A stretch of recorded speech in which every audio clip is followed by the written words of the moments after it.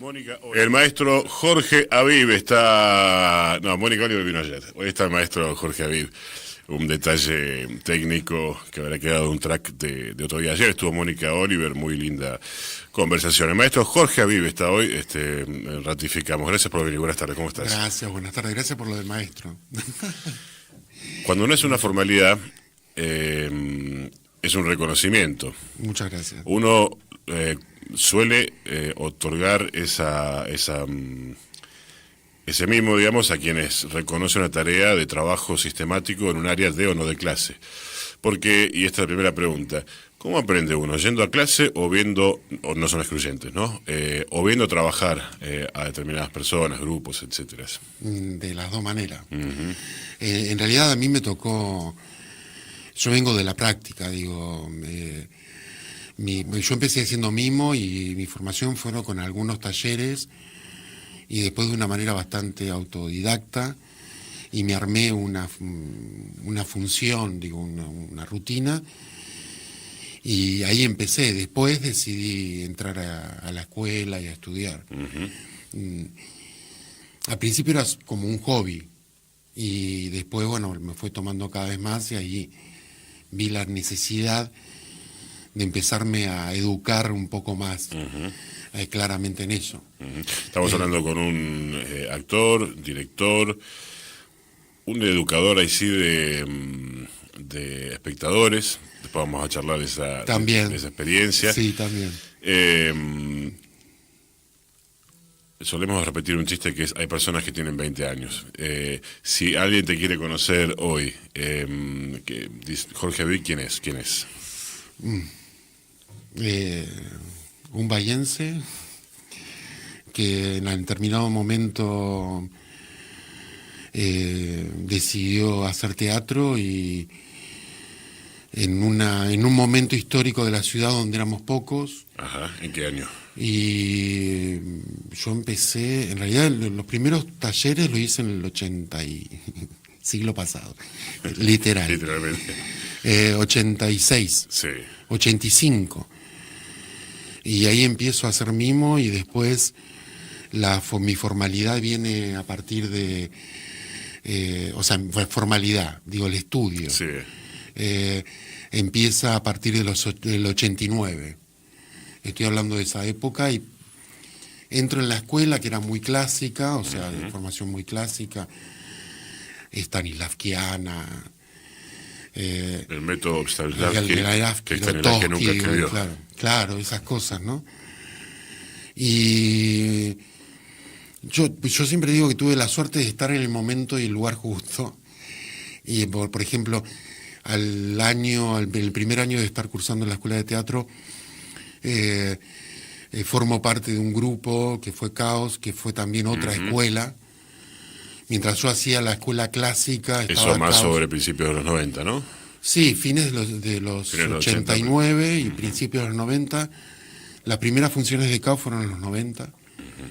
Que en ese momento ni nos dábamos cuenta que estaba... O sea, no era, vamos a hacer esto, traer maestros de Buenos Aires, sino porque lo queríamos hacer, divertirnos. Y eso fue una escuela. ¿Pero qué fue el Grupo Caos? Y gente que venía de diferentes disciplinas, digo, de la danza, y por ejemplo, de la danza venía de la danza contemporánea, de la danza clásica, de la danza jazz.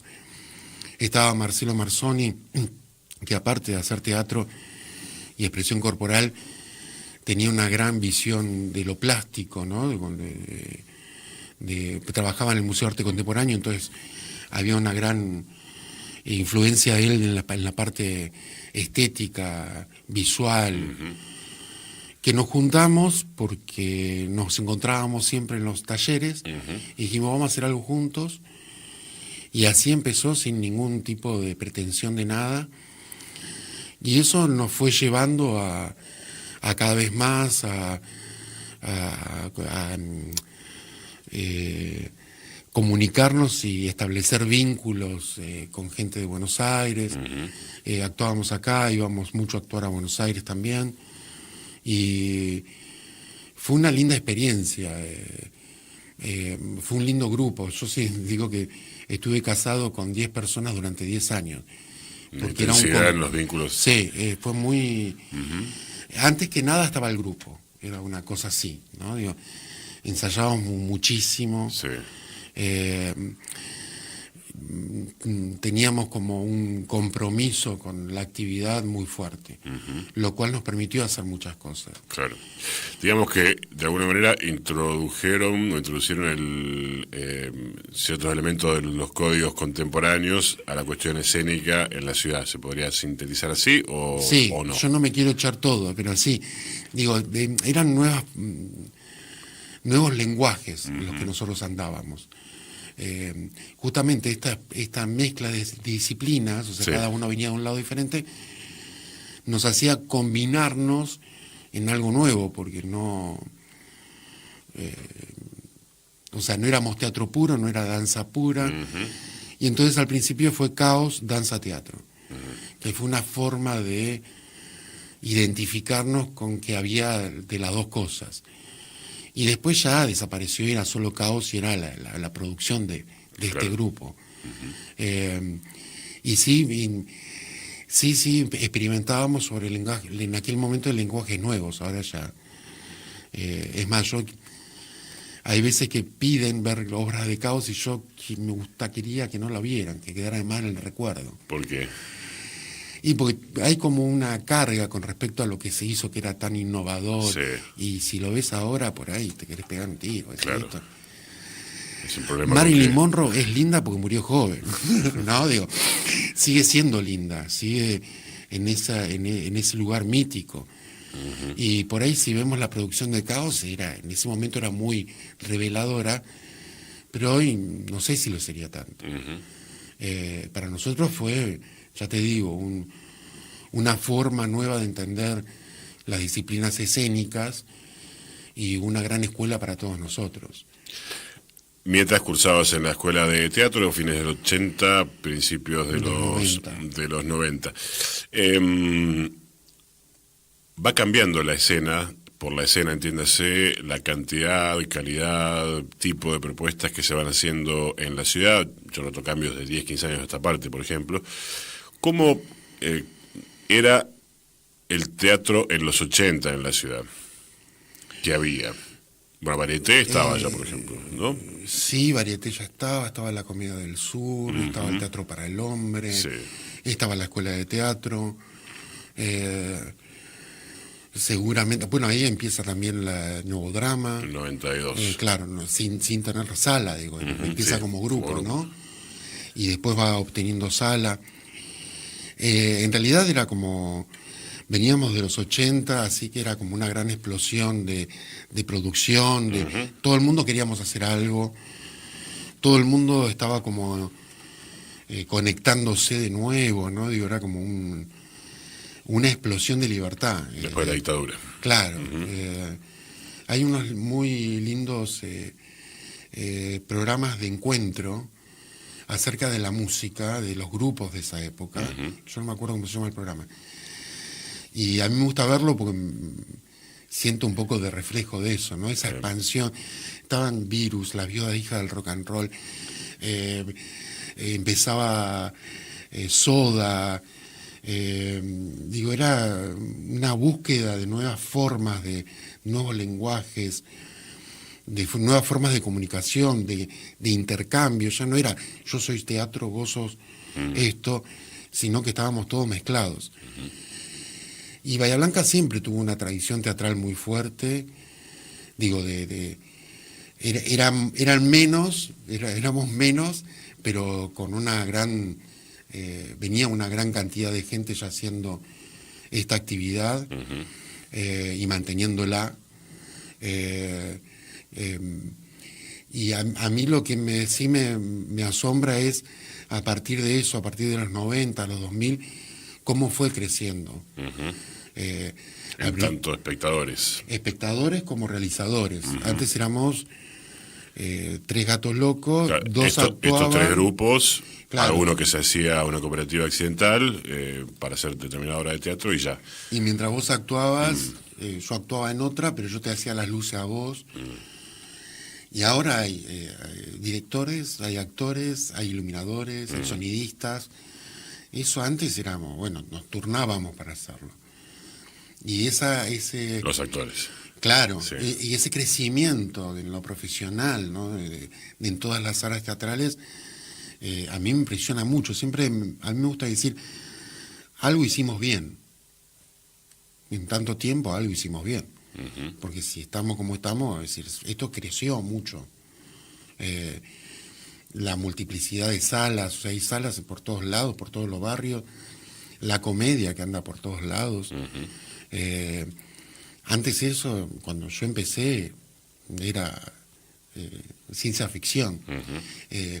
Eso se fue logrando con mucho esfuerzo y cambió la ciudad y el panorama teatral. Nosotros tenemos mucho público aparte que va, digo, hemos acostumbrado a la gente a ir. Hay lo que pasa, a diferencia de algunas propuestas musicales, que es que efectivamente uno verifica cuando va a conocer las distintas propuestas que se van estrenando en el año, cuando visita un reestreno, que el teatro suele tener la posibilidad de sostener una cantidad de funciones a partir justamente de la respuesta del público y muchas veces a sala llena, ¿no? En salas de 80 personas, 50... y uno ve que en otras disciplinas artísticas o en otras propuestas artísticas a veces se reúnen para decir, bueno, vamos a hacer, no sé, un concierto. Van 3, 4, no, esto no funciona. No. ¿Y cuánto tiene este trabajo, este oficio, este arte de ser teatrero, de justamente disciplina y constancia? Es todo. Si uno no, o sea, primero todas las disciplinas artísticas uno tiene que ser más o menos, pero más disciplinado en algo, digo, esto de la constancia, digo, no, yo vengo de un ensayo, nos estamos juntando, estamos por estrenar y entonces digo, la responsabilidad de no faltar a los ensayos, de no llegar tarde, de estar a tiempo en circunstancias, y la constancia también con el público, o sea, esto de, bueno, hice 2 funciones, la tercera me vino poco público y la bajo. No, ahí es cuando más hay que pelearla. Claro. Y dejar que se arme el boca en boca, ¿no? Digo, la gente tiene que empezar a comentarlo, decir, vos sabés que yo allá vi algo que me gustó, y dejar que eso pase, y pelearlo en función, digo, no... Sí, a mí es una de las cosas que, bueno, me voy a meter con otras ramas y no sé si... Pero por ahí también con los bailarines, digo, sí. Hacen pocas funciones, hacen 2 funciones. Sí. Y, viste, vos tenés que estar como muy atento. Cuando te enteraste ya no está más. Ya no está más. Y para mí es como la gotita de agua en la piedra de la función. Es como tú va cayendo, que entre gente, que la vea y se vaya y cuente. Digo, eso hay que darle tiempo y destinarle o sea, los fines de semana uno lo tiene, cuando hace teatro los fines de semana lo tiene hipotecado. Porque todo el mundo el viernes agarró y se fue, y vos el sábado tenés función, así que no te pudiste mover de acá, o el domingo. Y eso uno lo tiene que tener. Porque viste que está la imagen todavía, en algunos casos, del artista como, ya no debería un bohemio, porque eso tal vez es más sesentista, pero sí un vago, alcohólico, drogón, y no se puede, qué sé yo, hacer Habitación Macbeth, por decir algo, claro, sin disciplina. No digo que no sea un monje, pero... No, y un estado físico. Claro, un estado físico, digo... El escenario requiere mucha... Es aeróbico. Al mismo tiempo que moves el cuerpo, estás hablando, la gente lo tiene que escuchar, o sea, no te podés quedar sin aire. Es todo un entrenamiento físico, claro, que uno se prepara en los ensayos, pero uno físicamente tenés que estar en un resto para enfrentar eso. Vos lo hablabas de Pompeyo. Oliver, sí. Lo que hace el tipo ese, si no está sano, no lo puedes hacer. Claro. No, o sea, Y si sos un tipo sano, pasaba como Pepe Soriano, que lo vi actuar a los 92 años y el tipo estaba divino. Sí. Y te mantiene sano el teatro, o el arte. Claro, porque tenés que estar en la función y Claro, tenés que estar bien. y la cabeza exige que la cabeza la tengas lúcida. Oxigenada, claro. Todos los años tenés que aprenderte un texto diferente, así que hay un esfuerzo mental de que las neuronas se vuelvan a conectar de otra manera, ¿no? Tu cuerpo requiere cosas diferentes. Eso generalmente o sea, si vos ves los actores viejos, son divinos, porque son los que tienen más experiencia, saben mayor cantidad de tonos, de respiraciones, miradas. De economía. De no vengo acá para mostrarte todo lo que sé, sino pongo todo lo que sé para que no se note y soy el que tengo que ser. Y con un dedo te maravillo, ¿no? Claro, es como eso es oficio. Pero para eso tenés que tener salud, ser sano. Hay que trabajar. Ahí está un poco lo de la bohemia, también, digo, nos pertenece. Me parece que es parte de todo y que es parte también de la construcción de las obras de teatro. Sí. El encuentro con los demás. Claro, quedarte después un poco más de noche, tomándote un vino con tus compañeros y charlando de lo que estás haciendo, es necesario para que todos sepamos y nos pongamos de acuerdo para dónde vamos. Sí, sí. Pero digo que hay una confusión a veces porque, por ejemplo, qué sé yo, Poe era alcohólico. Entonces, en vez de leer libros y trabajar, lo que hago es tomar vino y por ende voy a ser como Poe. Es un razonamiento equivocado. No. De hecho, Poe escribía bien cuando no tomaba. Después, cuando no podía escribir, tomaba. Pero en este momento en donde también la cultura, el arte están atacados, quería traer esta cuestión de la relación entre el arte, el trabajo y la vitalidad, porque efectivamente el desafío de tener que estar en escena fin de semana tras fin de semana o el día que sea, o a veces en más de una propuesta, implica trabajo. Y hay 2 o 3 preguntitas que se hacen siempre y las voy a incluir porque a veces pueden aportar distintas perspectivas. Una es, ¿cómo nos aburren haciendo la misma obra de teatro durante tanto tiempo? Porque es lo más divertido que se puede hacer en el mundo. Digo, primero porque no es la misma obra. Ajá. O sea, esto ya por ahí lo habrán escuchado, pero nunca de función a función es la misma obra. Uno no está igual, el público no está igual. Somos humanos, así que nos equivocamos, hay fallos, hay cosas que pasan que uno tiene que estar atento y resolverlos. Después nos puteamos en el camarín, no me dijiste el texto como me lo tenías que decir. Y entonces, primero que no son todas las veces iguales. Después está el público, el público hace que o sea, si nosotros ensayáramos, sería una historia, o sea... Solo ensayaran. Claro, si solo ensayás es un acto onanista, por decirlo finamente, ¿se entiende? Y en cambio, cuando aparece el público, es un acto amoroso. Claro. No sé si soy claro. Sí. Y en ese acto siempre se renueva, digo, hay algo de placer al salir al escenario, del generar el rito. Yo, por ejemplo, ahora estoy haciendo una obra en la que actúo. Así, ahora estoy actuando poco, estoy más dirigiendo. Y ahora que estoy actuando, vuelvo a compartir el camarín. Claro. Que cuando sos director o técnico no te pertenece tanto. O sea, pasás a ver cómo están todo bien, pero los que están en el camarín no son los actores. Y no hay nada más lindo que el camarín. Ese momento es alucinante.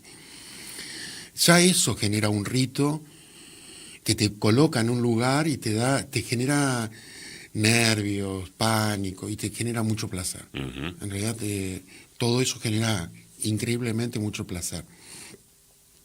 Siempre me pasa antes de un estreno, sobre todo, o sea, que aparezca en la mente quién me mandó a estar acá, a meterme en esta. Eso nunca se termina. Es la última vez que lo hago esto. Esto es la última vez que lo... No, ¿para qué? Sí. Y termina la función y vos decís, ¿cuándo hacemos la otra? Claro. Y ¿no? Es lo mismo luego. Y es lo mismo. Pero... Ahora, si no hubiera eso, no habría ya sensibilidad artística, tal vez, ¿no? No conozco ningún artista más o menos comprometido o que uno considere bueno que no le siga pasando eso antes de entrar a escena. Y si no le pasa es peligroso, sí, porque te mantiene alerta, es lo que te mantiene alerta. Es como la angustia en lo psicológico, digamos. Guarda que acá puede pasar algo. Claro, que puede pasar algo y que va a venir algo grosso, digo. Te pones nervioso, o sea, te pones en un estado particular porque nervioso, no es que te estés comiendo las uñas, no, pero es un estado de nervios o de ansiedad, ¿no? Digo, que empieza a acelerarse y cuando empieza la función se olvida. ¿No? Cuando empieza la función, algo pasa en la cabeza en donde uno ya no es uno, pero no porque está encarnando un personaje, sino porque podríamos en este oficio pensar cuando se prende la luz de aire, ya se olvida uno de las cosas que trae y empieza a fluir, digamos. Sí, es así. Creo que por eso mucha gente busca teatro, más allá de buscarlo de manera, o sea, de hacerlo profesionalmente o dedicarse totalmente a eso. La gente que recurre al teatro de manera ocasional o vocacional, lo hace para buscar ese momento. Digo. Cuando uno llega ya al ensayo, todo queda fuera, el mundo queda fuera. Y son 2 horas, 3 horas, depende de lo que dure el ensayo, donde vos estás con tus compañeros en otro mundo. Se genera un espacio y tiempo diferente y de goce, y donde lo cotidiano queda afuera. Pasa mucho en la escuela de teatro. En la escuela de teatro es muy raro que te falten. Si te faltan los alumnos, pasa algo. O, por ejemplo, los adolescentes, la etapa de adolescentes que vienen, los adolescentes que van a la escuela de teatro, que los padres, bueno, y si no haces los deberes, no vas a teatro. No somos un castigo, o sea, no nos tomen como castigo. Al contrario, vienen a una escuela, o sea, a ver, pero es muy raro que falten, porque es un momento en donde uno entra y todo se abre eso, un espacio y tiempo diferente donde uno puede estar uno con sus compañeros y disfrutar. ¿Qué pasa cuando tenés esos bajones por golpes de la vida, o si es que pasa, digo, de esos que son insoslayables, en donde tal vez ya el teatro no alcanza? Lo puedo pasar al revés, a la radio, ¿no? Uno dice, bueno, en la radio se prende la luz y todo queda atrás. Hay momentos en los que puede pasar en la literatura, podría pasar en cualquier oficio de estos en donde se hace todo esto que comentamos previamente. ¿Hay momentos en que te ha pasado en los que el teatro no alcanza o sigue siendo una manera de aferrarse a la vida, digamos, y a lo vital? Sí, no, para mí lo segundo, o sea, no, yo no...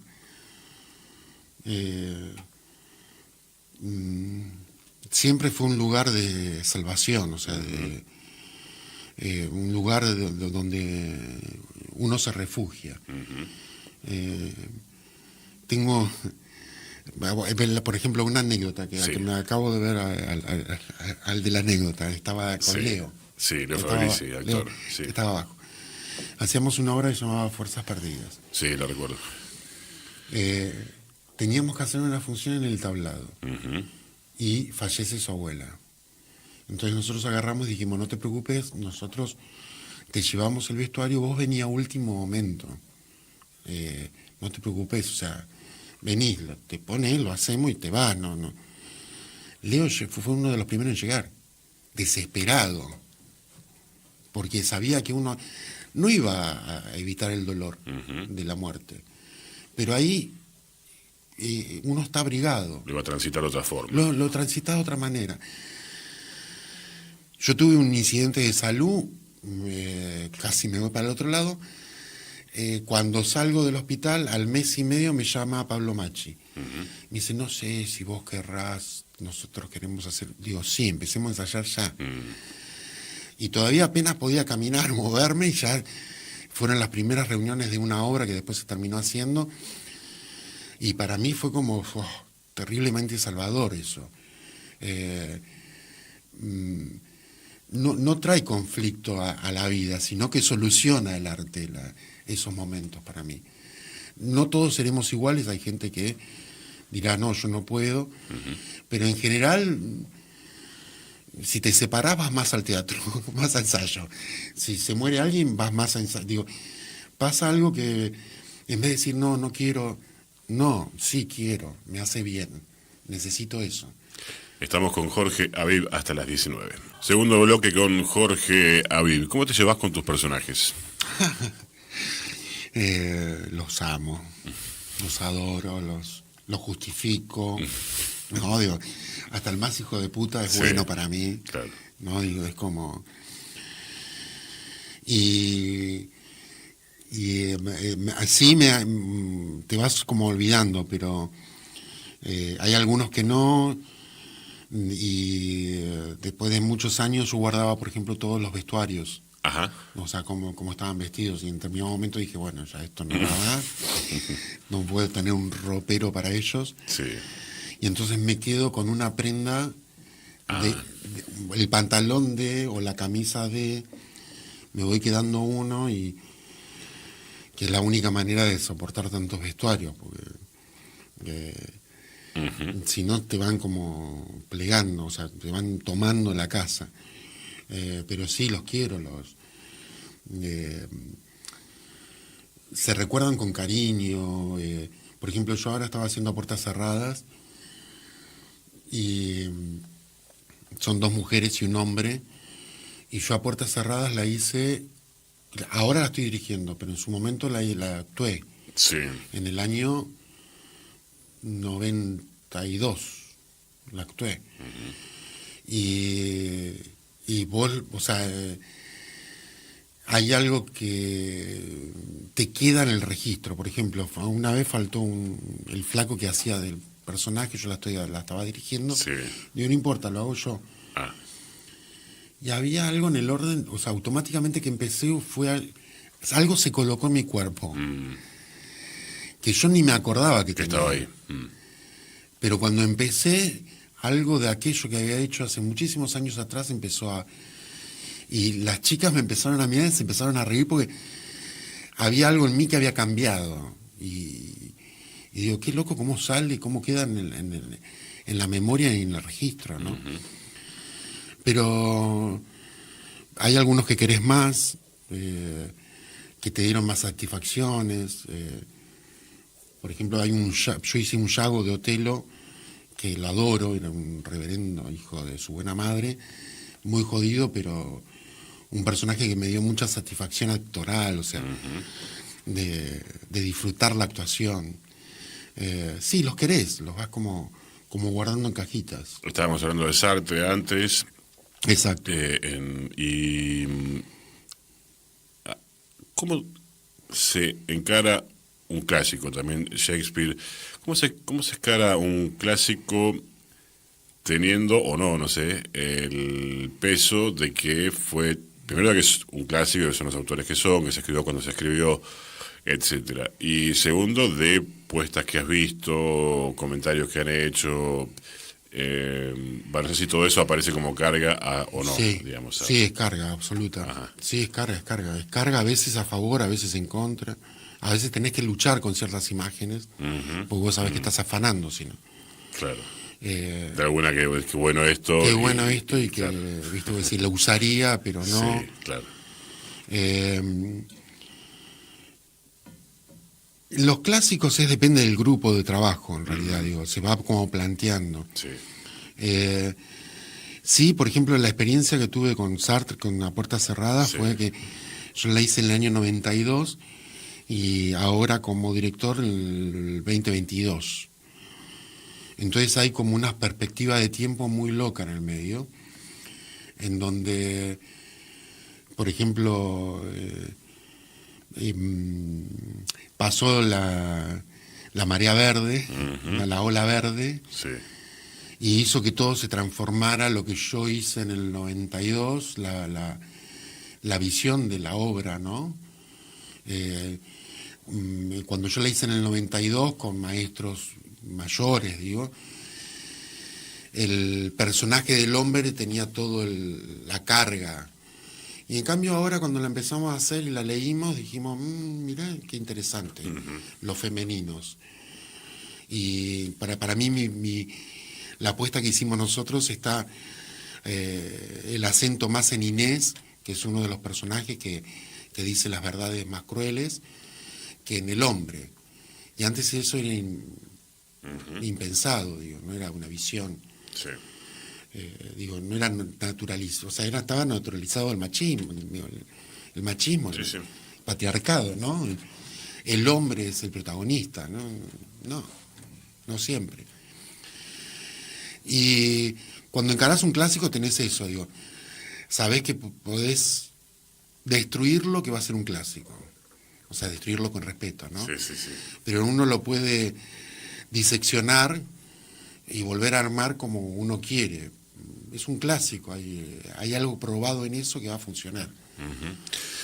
¿Qué pasa con las traducciones? Me acuerdo que Mauricio Cartún planteaba que cuando se metió de pibe a querer leer Shakespeare, empezó a leer una obra donde dice un piélago de calamidades y dice, ¿qué carajo es esto? Tal vez hoy con internet y con la conectividad sea más, no solo por el texto, sino por a quién preguntarle, gente con la que charlar, digamos. Pero ¿qué pasa con la búsqueda, en el caso de los clásicos, ¿no? De la traducción adecuada o cómo trabajar el texto, la adaptación desde la dirección? Siempre se sufre mucho.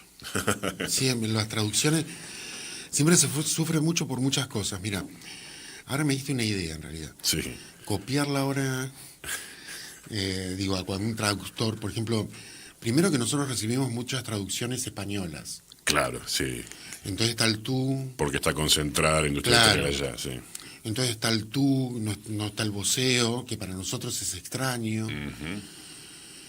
Y ahora me diste una idea. Habría que copiar, por ejemplo, por ejemplo, a puertas cerradas, traducción de la española, que nosotros tomamos la traducción, y pedirle a la inteligencia artificial que te lo argentinice. Claro, A ver qué hace. A ver. Chat Porque eso, ¿cómo güey, se llama? siempre es claro, Sí. siempre es un problema este tipo de... Nosotros, por ejemplo, a puertas cerradas empezamos con una traductora, después pasamos a otro traductor, hicimos un intermedio y tuvimos a Pato Others, Sí. que estaba en platea con todos los ensayos copiando las frases y corrigiéndolas en tiempos verbales y fue un trabajo costoso. Shakespeare es más costoso todavía. Hay algunas traducciones de Neruda, creo que esas sí son, las lees y son muy cómodas a uno. Claro. Pero después está, por ejemplo, vos pedís los derechos de autor. Sí. Nosotros nos pasó con Sartre.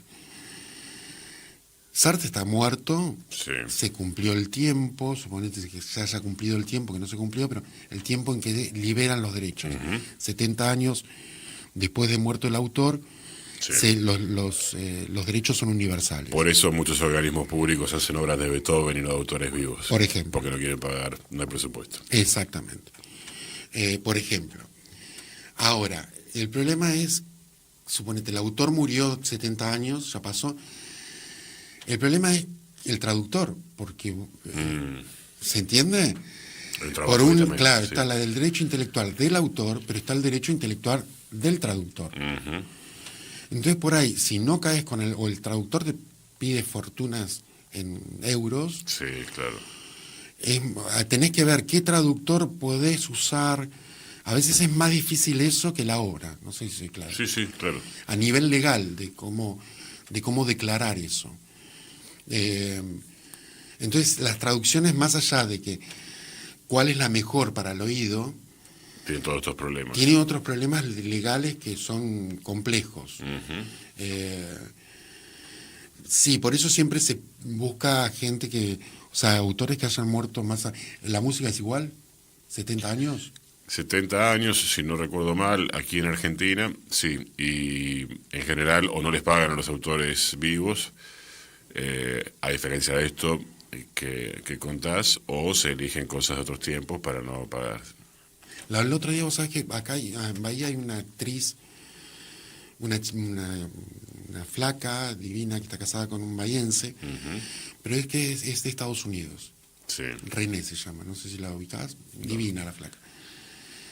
Y entonces empecé a preguntarle los derechos de autor de allá. Claro. Y me mató la contestación. Que los derechos de autor de allá los llevaba Mickey Mouse. ¿Entendés? Disney hacía presión para correr los años de derechos de Mickey Mouse. ¿Entendés? Entonces se fueron corriendo todos los... Y ahora se cumplió 100 años y ya le dijeron no. Basta, claro. Pero liberaron al Mickey Mouse, ¿viste? Del botecito blanco y negro. O sea, vos podés hacer esa copia, no podés hacer la actual. Claro. Pero vos fíjate cómo Mickey Mouse marcó los derechos de autor de todo un país. Eso es increíble en cada lugar. Cómo tenés que trabajar para Pero eso por cuestiones de litigios legales, ¿no? Que claro, cierta jurisprudencia y a partir de ese caso. Claro. Mickey Mouse. Estamos con Jorge Aviv hasta las 19 aquí en El Mal Mejor. ¿Qué fue la Escuela de Espectadores? También otra experiencia re linda. La Escuela de Espectadores, yo cuando el Teatro Municipal estaba bajo la gestión de Quique Agesta, Quique abrió el teatro a diferentes talleristas. Yo ahí empecé a hacer talleres de teatro y en determinado momento me ofrecen, pasa Jorge Dubati, que es un crítico e investigador de teatro porteño, pasa por el Teatro Municipal, habla con Quique, quieren abrir la Escuela de Espectadores. Y es una experiencia que él la desarrolló a nivel Latinoamérica, ¿no? Sí, está por todos lados. Barcelona, Barcelona, está por todos lados. Ahora no, Madrid, creo que hay una en París. Fue por todos lados donde abrió. Bueno, lo ofrecen, como yo estaba en el Teatro Municipal y como estoy desde chico en el teatro, porque una de las necesidades es conocer a los grupos de teatro, me metieron a mí. Y yo dije al principio, bueno, no entendía nada. Me fui a Buenos Aires, hablé con Jorge, me pasó un montón de información que no entendí nada. Y me vine acá y se abrió la Escuela de Espectadores y empecé a trabajar con lo que me había dado Jorge y ahí empecé a entender. A través del trabajo. Ahí sí, y hasta dónde llegaba lo que estábamos haciendo, lo que estaba haciendo. Digo, era como... ¿Y qué estaban haciendo? Nada, la Escuela de Espectadores es sencilla, es decir, primero lo que plantea Dubati es dónde pararse para espectar, para ser espectador. Sí. Digo, no sirve de nada hacerse el que uno sabe más, digo. Sí. O sea, pararte en un lugar... El que va a señalar que está mal, en lugar de... Él le da diferentes, él le da como diferentes calificativos. Está el verdugo, el contraespectador verdugo, dice, que es que el que no le gusta nada nunca. Algo te falla a vos, ¿no? El metrosexual, el metro teatral, que lo saca del metrosexual, que es el que se la sabe toda, ¿no? Como el que te dice... Vos lo que deberías haber hecho... Sí, hay que hacer una remera. Yo en tu lugar lo que haría... No sirve de nada, hacelo vos. Hacé una obra de teatro. Claro, hacé una obra de teatro y después hablamos. Claro. Y entonces, y el otro es el espectador modelo, que es el espectador que acompaña, que pregunta, que cuestiona, lo que no sabe, trata de entender un poco más. Eso por un lado. Y después hay unos 10 criterios de valoración, que es que cuando uno va a ver una obra, vos vas a ver una obra y yo te pregunto, ¿te gustó o no? Vos decís sí o no. Y yo te pregunto, ¿por qué? Sí. Y ahí la gente hace aguas. No sabe. Y con estos 10 criterios de valoración... Herramientas para... Para que vos me expliques qué te gustó. ¿Te gustó la actuación? ¿Te gustó la iluminación? ¿Te gustó el texto? ¿Te gustó la idea? ¿Te gustó...? Mencioné algunos puntos de ahí. Sí. Y una vez que está eso, invitar al grupo que fuimos a ver a participar de las reuniones y que tanto actores, directores, escenógrafos, todos están invitados, vengan a charlar con el grupo de espectadores.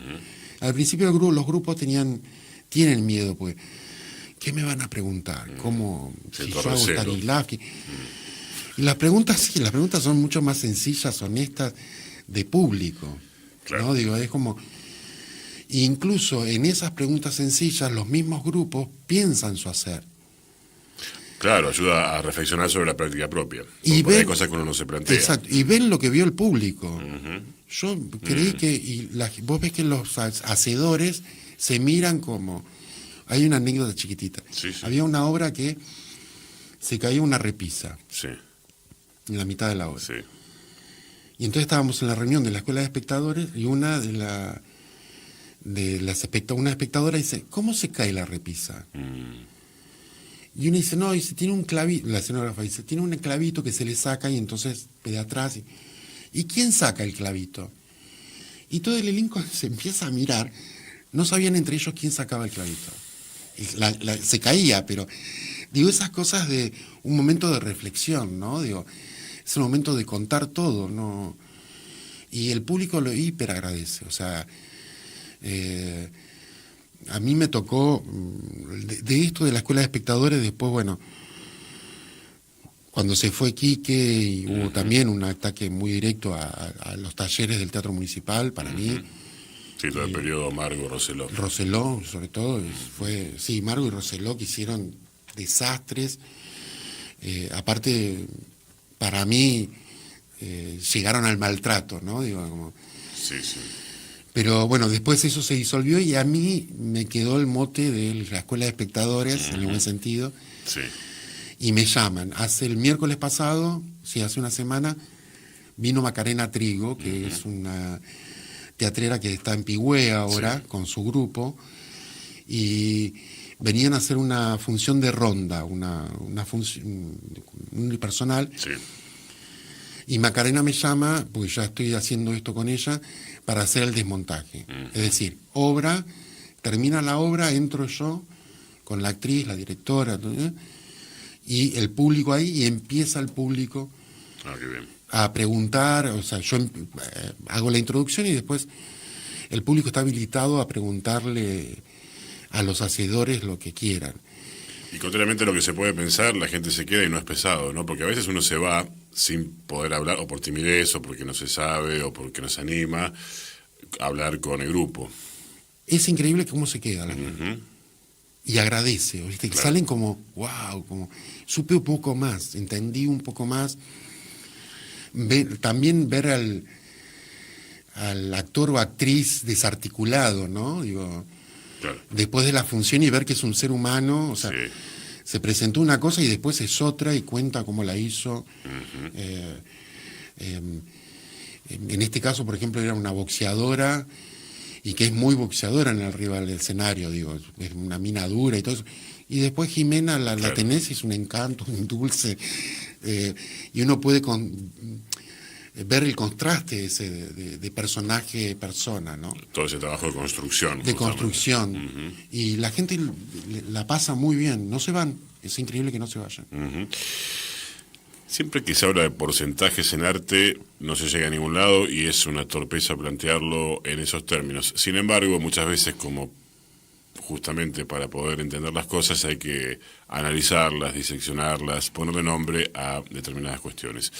Entonces, si bien sé que no hay una respuesta única, pero sí hay posiciones, miradas, quisiera preguntarte respecto de esta cuestión de cuerpo, texto, dirección. Hay quienes sostendrían que el texto no importa y con el cuerpo se resuelve todo, hay quienes sostendrían que, o sostuvieron que sin texto ninguna otra cosa importa, y si bien es muy esquemático planteado así, bueno, de alguna manera tenemos que plantearlo para conocer cuál es tu mirada respecto de aquello que es constitutivo al teatro desde tu perspectiva, obviamente, ¿no? No te pido una receta. Sí, te entiendo. Sí, y también digo, también todo depende del día en que hable yo. Pero básicamente, en realidad, el teatro es cuerpo. Digo, sin cuerpo no sale la voz siquiera. Y por más que tenga buen texto, si no tengo un cuerpo que lo diga, porque si pasa que, bueno, alguien me dice, no, pero bueno, puede haber alguien, la computadora que largue el texto, o un robot, no sé, un robot perfecto, digo, perfectamente humano. El teatro se construye con los cuerpos reales, vivos. Si es un robot, no es teatro, en todo caso es otra historia. Es un espectáculo, sí, pero no es teatro. Para que haya teatro tiene que estar el que emite un mensaje que sea cuerpo real presente y el que lo reciba de la misma manera, en el mismo lugar. Si yo hago una obra de teatro por internet, no es teatro, es una transmisión de una obra teatral. Para que sea teatro tenemos que estar vivos, respirando en el mismo lugar. Así que es cuerpo, en principio es cuerpo. Después lo que se haga con ese cuerpo, se lo puede iluminar, dejar de iluminar, danzar, no danzar, que dejarlo en la quietud absoluta, o que hable durante 1 hora y media. Pero la construcción poética es sobre los cuerpos y sobre el espacio. Peter Brook tiene un libro que se llama Espacio Vacío, que habla justamente de eso, digo, que en principio hay un espacio vacío en el teatro y que hay que habitarlo, y que cuando entra un cuerpo todo cambia. O sea, es muy simbólico el espacio vacío, pero la entrada de un ser, de un cuerpo, hace que ese espacio tome sentido. Cobre un sentido. El que le dé el grupo al artista. ¿Por qué crees que una práctica de 2000 y pico de años, tan elemental como un par de personas que se ponen de acuerdo en trabajar de determinada manera durante una X cantidad de minutos, frente a un público, sigue siendo vigente? Porque hay otras prácticas culturales que han muerto. Sin embargo, el teatro sigue como una práctica legítima en todo el mundo, más allá de cuánto aliento, desaliento tenga de determinados momentos, etcétera. ¿Qué práctica quedó en el pasado? Bueno, en ciertas prácticas religiosas, por ejemplo, hay una letra de Jaime que dice: hay tradiciones que están más muertas que un faraón, hay quien pide que le den la comunión. Sí. Y hay minorías. Ahí sí. Pero no, me refería por ahí a la música, el teatro, la pintura y la danza. Sí. Nos atraviesan desde que estamos en las cavernas.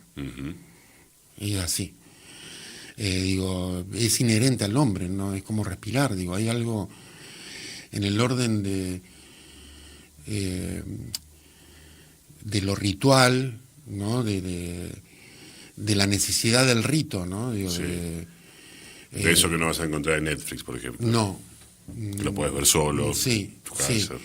Pero ir al teatro, a ver teatro, música, danza, requiere que salgas de tu casa, que llegues a un lugar, que te encuentres antes de la función con una gente, que reconozcas, algunos, otros no, que te pongas a charlar a ver cómo te va en la vida, que entres a un lugar que es incierto lo que va a pasar, te apaguen la luz y te metan en un mundo diferente, que sí, lo puedes hacer en tu casa, pero no es lo mismo, no hay convivio, lo que dice Duati, que es eso de los cuerpos en el mismo lugar. O sea, vos ves cómo transpira el actor, vos ves la respiración, ves la equivocación, ahí no hay red. En cambio, por otros medios visuales o sí, una escena de cine se graba está, 1000 veces hasta que sale. Pero ahí hay algo ancestral que no podemos evitar. Para mí, no, digo, aunque no lo quieras, por ejemplo, ir por la calle y ver una estatua viviente, te atrajo, chau, entraste en el rito. Ya te digo, yo hablo del teatro, pero en todas las disciplinas artísticas, desde que el humano es humano.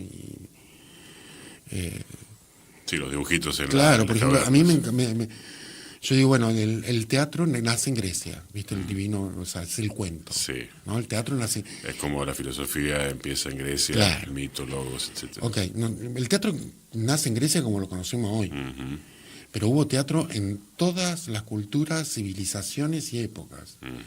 Hay que ver qué manera. Cuentan que en la América precolombina había, yo no me acuerdo, me parece que eran los mayas, tenían una ceremonia religiosa que era representada.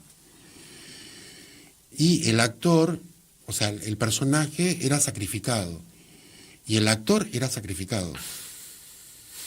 ¿Se entiende? Digo, sí, bueno, eso no es lo que hacemos hoy, pero ya había una representación, o sea, esta conciencia de representar. Es que estuvo en general ligada a lo religioso, a lo espiritual más que lo religioso. Siempre. Y para mí sigue. Claro. A mí hay algo en el Vas a orden... buscar algo del sentido de la vida en eso. en la práctica y Sí, como público. Sí. Hay algo, bueno, Aristóteles, la tragedia, Sí. él le explica que hay partes. El fuego, de ahí viene la catarsis. Está el reconocimiento. El reconocimiento es cuando empieza una obra de teatro, saber quiénes somos.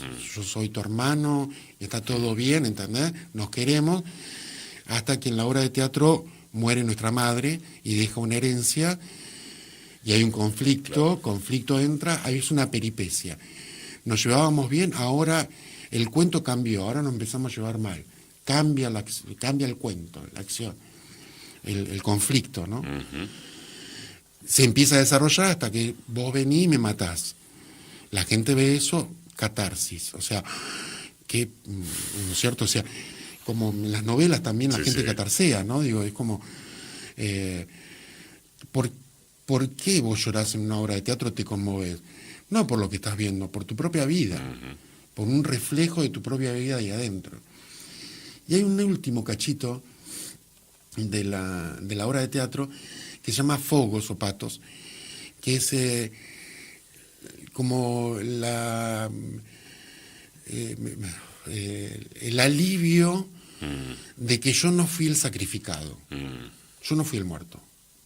Yo vi algo, pero no soy parte de eso. Y entonces se me abre otro tiempo, otro lapso de vida. A partir de la representación. Claro, estas mismas partes, yo, Jorge Aviv, en mi locura, las veo en la misa cristiana, católica, apostólica, romana, y en todas las ceremonias. Nos reconocemos, ¿quiénes somos? Hermanos, pecadores, bla, bla, bla, bla, bla. Toda la primera parte. Segunda parte viene la palabra de Cristo. Cambia el sentido del Viejo Testamento al Nuevo, una concepción nueva. Tenemos que ser más fraternos, más hermanos. Viene, o sea, se sigue desarrollando la misa, llega el momento de pan y sangre, o sea, cuerpo y sangre, pan y vino, que es una estilización maravillosa de un sacrificio humano arriba del altar. ¿No es cierto? No vemos corderos, no vemos nada, simplemente es un hecho estético maravilloso. Y termina la misa diciendo, hemos celebrado la misa, demos gracias a Dios. Amén. Podéis ir en paz. Demos gracias a Dios. ¿De qué? De que no fui yo. Se me abre un lapso hasta la próxima misa. Claro. Estoy vivo. Para eso está ahí Cristo, para eso y para disciplinar también. Exactamente. Si te levantás, te crucifico. ¿Me entendés? Pero eso se cumple en las partes, es un rito, son ritos. Y está la representación ahí clara, cumpliendo Totalmente. una función. Con un vestuario maravilloso, con digo, su utilería, su escenografía. Sí, hay una puesta en escena. Muy maravillosas, costosísimas esas puertas, generalmente tienen oro, cosa que el teatrero no se puede dar el lujo. No, claro. Jorge, ha sido un placer este rato contigo, haber podido conversar de teatro, entre otras cosas, y creo que hemos conversado en rigor acerca de una práctica artística, en este caso la escénica, que a quienes se les despierta en un momento cierta curiosidad, cierta angustia, ayuda a, no sé si encontrar, pero buscar cierto sentido en la vida. Sí, sí. ¿Encontraste algo? Sí, entender un poco más a los que me rodean, eso es o sea, te hace más empático. Experimentar otras vidas, esto digo, que yo te decía, yo a mis personajes los quiero, o sea, tuve que aprender a justificar para ¿Quién poder... actúa así? ¿Quién actúa? Claro, porque si no sos malo de película, de telenovela, ¿viste? Sí, sí. Malo Porque sí. por se, y nadie es malo per se. Digo, y entonces te volvés como más empático. Aparte que esto te pone en otro lugar y ese estado, ese otro estado hace que para mí sane las personas. O sea, hay algo en el orden de la salud directamente relacionado para mí en toda disciplina artística. Vos de un ensayo salís bien. Bien de ánimo, bien de físico, ¿entendido? Después aparecerán. Pero es raro ver salir de ensayo a la gente con cara con mala cara. Realmente sale feliz, digo, relajados con sus compañeros charlando, digo. Hay algo en orden de la salud que te ordena y sana. Para mí el arte sana. Jorge Aviv en El Mal Mejor.